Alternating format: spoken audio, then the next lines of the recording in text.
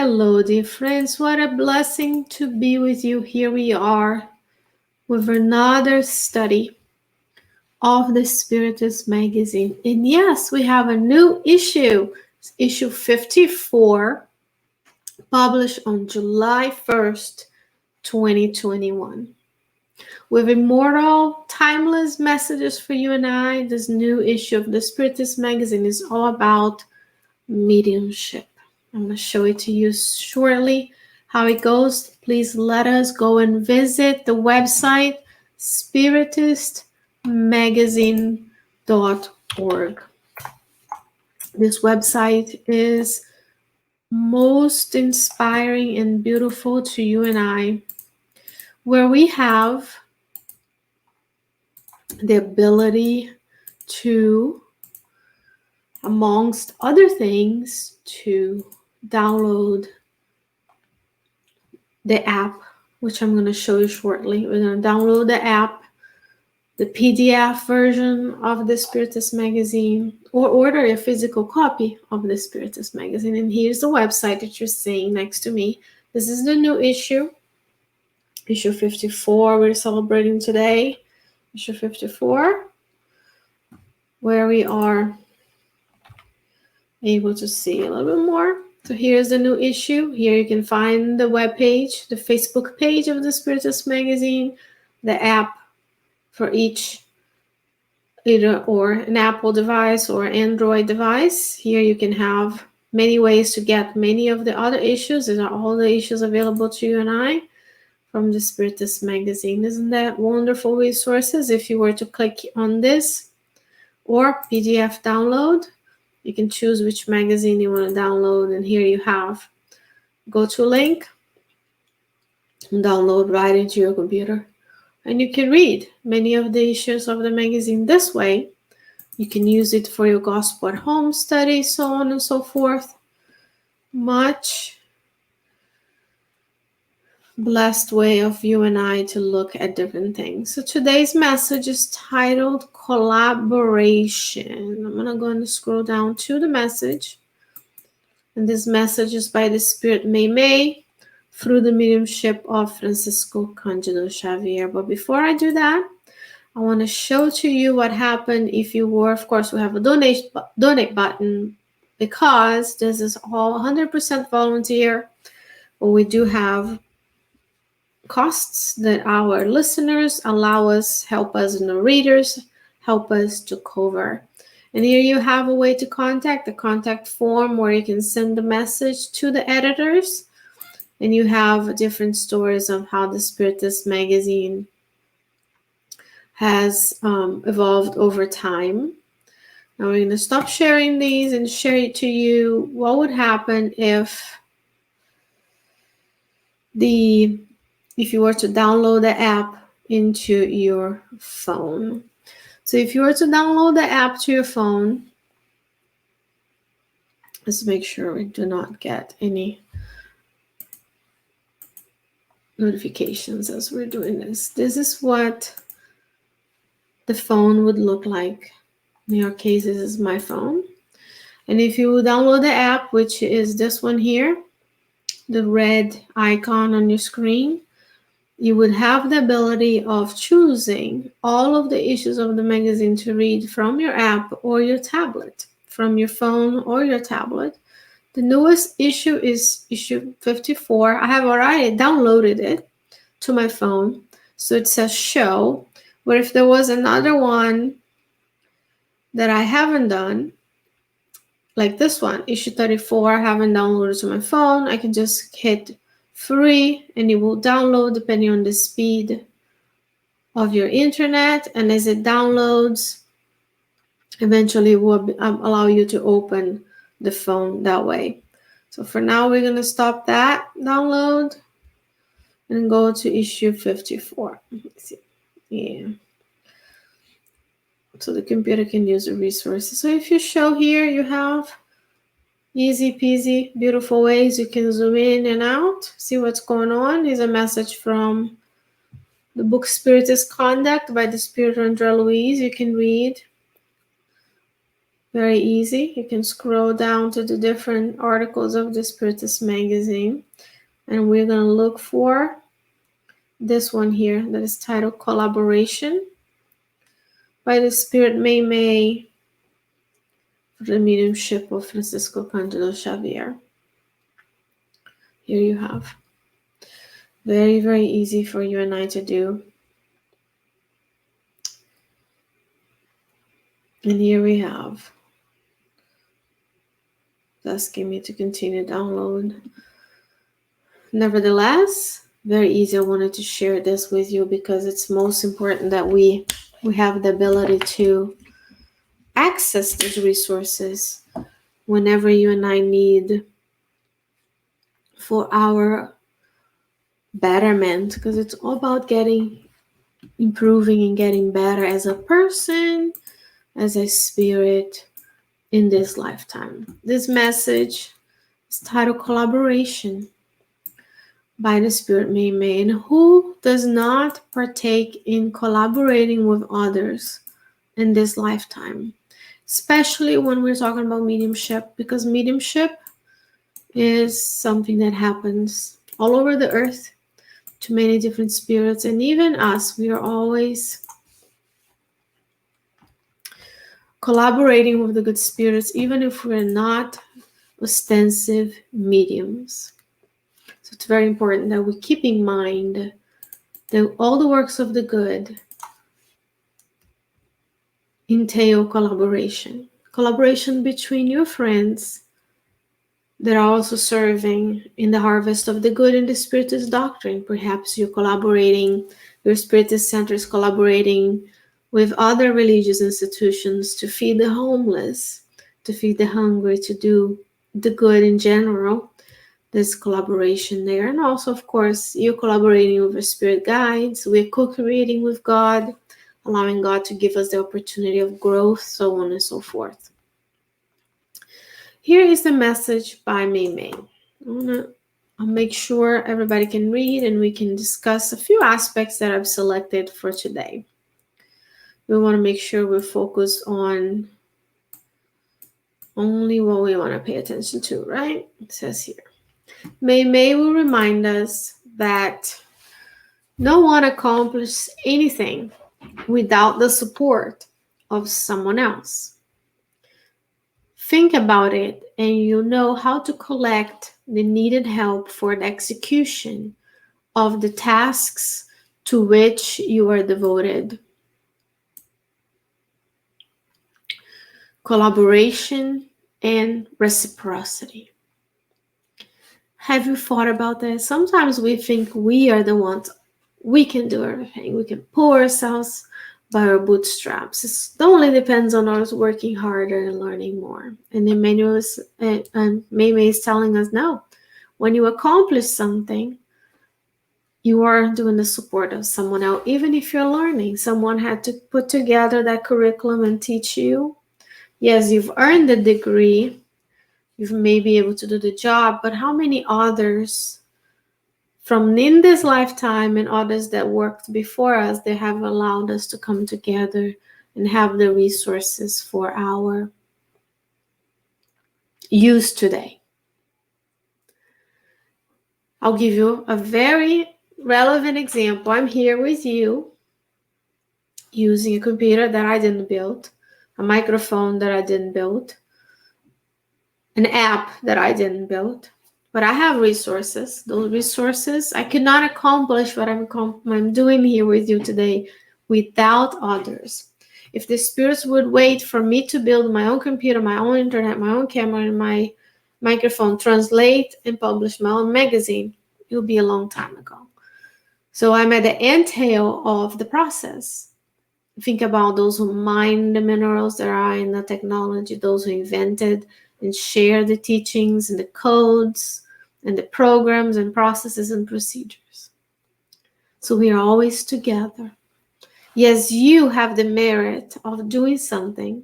You've grown, you've learned, you've helped, but you're never alone. In both realms of life, we are with the spirit mentors inspiring us. He says, think about it and you know how to collect the needed help for the execution of the task to which you're devoted.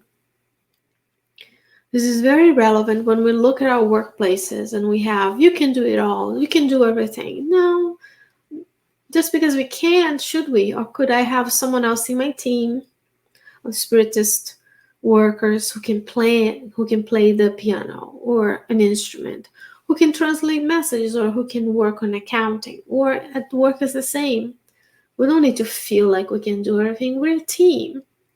Therefore, you can look for others who can help you execute those tasks.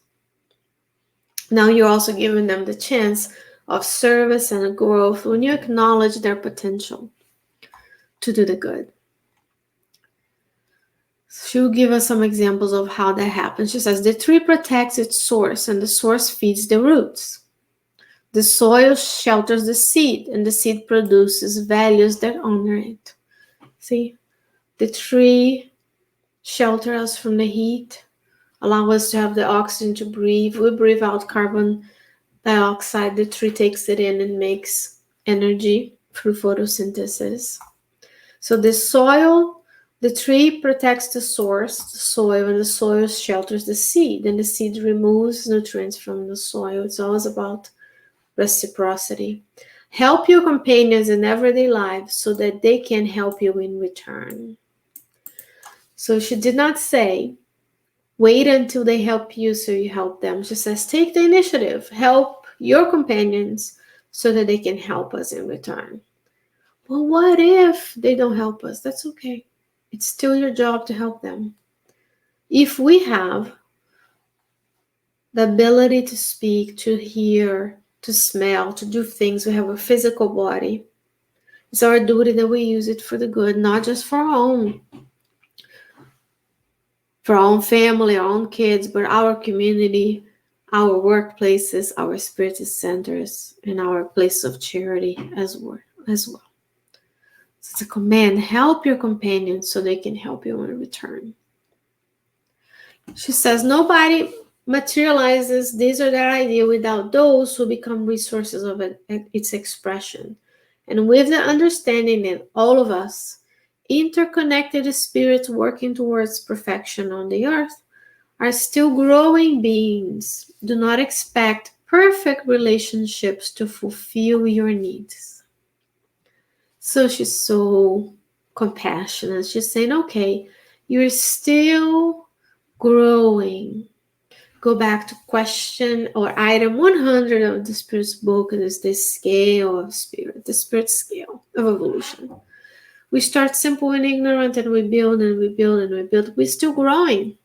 We're not Christ. And even when we get to the level of pure spirit, imagine how much knowledge you have to be a pure spirit. So it's always growing, growing, growing, steady line upwards.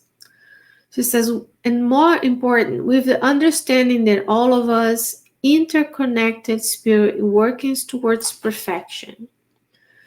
That is telling us right now that we are connected to one another. So when I do something, I also take something in return, even if I'm not aware of it. When I'm helping, I'm not expecting to be held backwards. But if I'm in the service of the good, the spirits that are with me will continue to inspire me. They will allow me to support me when I falter. They will give us inspiration in prayer for me when I feel disillusioned and tired. And the resources will come and bring me back to my work. So that is this ability of being interwoven with one another. And then makes you feel part of the whole. Even more importantly, when we feel ourselves interconnected with others, we judge less, we're less harsh, we're less of a philosophy of separation and detachment. We're more, what if I were in that situation? In this lifetime, we're here. But in previous lifetime, perhaps we were immigrating. We were living our places because of war. So how would I like to be treated when someone comes to ask asylum in the country that I live? Or What if I, in this lifetime, lose my ability temporarily to have work and to earn the money, because money is a resource, in order to fulfill my basic needs? Wouldn't it be helpful for a moment that everybody else gather together in a form of organized institutions such as the government, for example, to give me a little bit of help so that I can recover and get better? So we are interconnected. Today we're doing well, but we don't know tomorrow, we don't know previous lives. So it's important that we see ourselves as part of the whole. What I do, what you do, influence others, and you're being influenced by everybody else. So when we commit to the works of the good, let's look for their interconnectedness, understanding that none of our relationships will be perfect. When people come to us in our Spiritist centers, groups, in our gospel home, they're not perfect because they are still growing as well. But we encourage them. We recognize the importance of indulgence and understanding, but also guiding them to learn more discipline, to help them when they're late, when they can't fulfill their promises, and understanding why, so that we can together build a place where the spirits can count on us to help one another. It may be the place that you and I return to when we discarnate to receive help. So we want to build those relationships now, right? It says you always encounter people in the world that will show failures in the mechanism of action. Sometimes we are failures in our mechanism. We try to do something, we have the best of our abilities, but we can't fulfill that mission. Then what we do? And then she'll give us examples. It says an individual holds a sharp reasoning but does not show refinement of sentiment. Another one reveals a generous heart yet still not perceive the need to study. Which one are we? The ones with sharp reasoning and studying but unable to feel love and compassion for others? Or are we the ones with the generous heart who needs to still read the Spirit's book paid cover to cover? Not just read, but study it. Maybe we're in between. Some days we're the reasoned, uncompassionate. Sometimes we're the compassionate without the knowledge, right?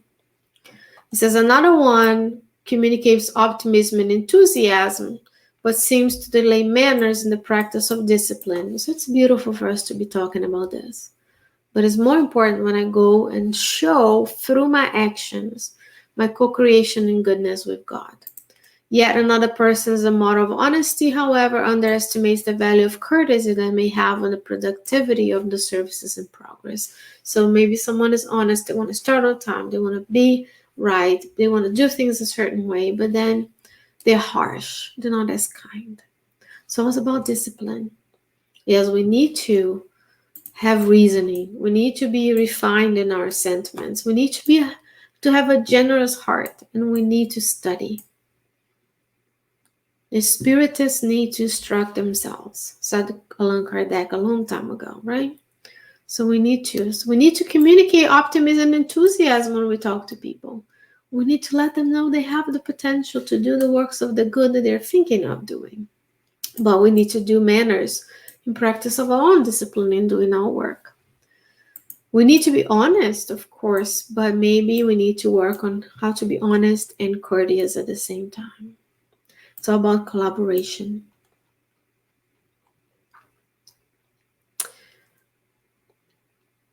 So she will say to us, as being also in the condition of imperfect workers, take advantage of learning from others' qualities and using patience on others' imperfections, observing that we are all in the process of evolution towards our future ahead. So we are imperfect, yet we have qualities. So we learn from other people's mistakes. We read the books of André Louise and we use those case studies in order to avoid the same mistakes in our daily lives. We look at people and say, how wonderful you are when you speak. How great you are when you're working with children, with the elderly, with the homeless.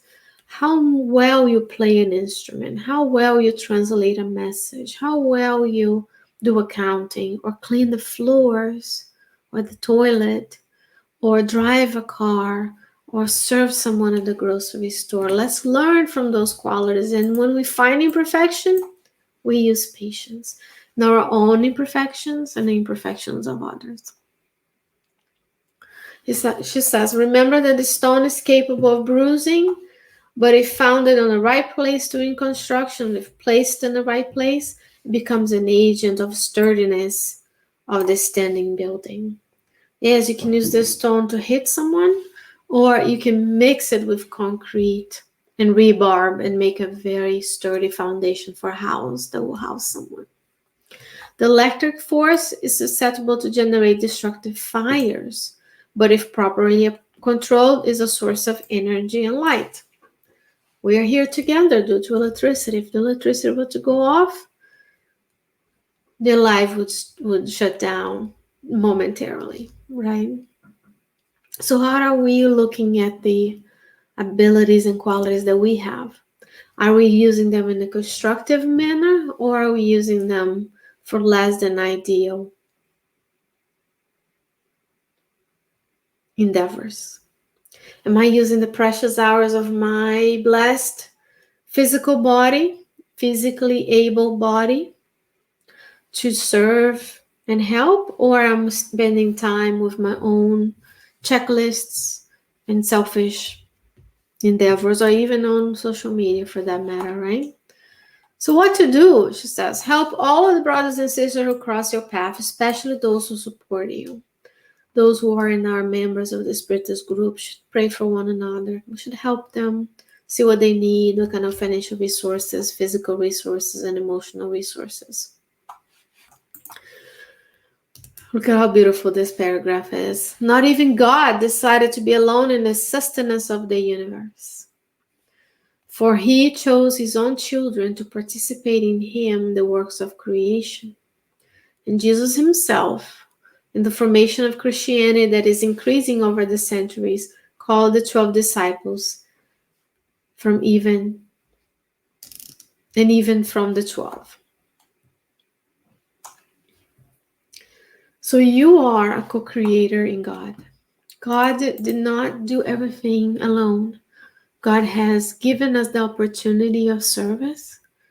You are co-creating in a smaller plane or on a greater plane, according to Andrew Luiz in the book Evolution to Worlds and Mechanisms of Mediumship. You'll see that we are here on the planet to co-create with God in goodness today, whatever you are. So remember, you are never alone. Even our accomplishments are due to other people's inputs in our lives. We wouldn't be here today if someone didn't feed us after birth, if someone didn't lend us their physical body in order for us to grow. So we have to be mindful that we are supporting and helping one another every day of our lives, today and always. Where did this message come from? This message comes from a book called God Waits by Meimei through Francisco Cândido Xavier. And then Kardec Radio's Facebook and YouTube has a study by Vanessa Anzalone, and the podcast also, where you can hear her study and comments on this entire book. Much blessed ability for you and I to listen to, and we should have those things in place when we study so that we can always be in collaboration with the good spirits. In this case, Meimei, through the mediumship of Francisco Cândido Xavier. So we can put it all in one place for you. Dear friends, what a blessing to be with you. I hope that I can be with you many, many more times together. God willing, we will, sharing the good news of Christ everywhere we go.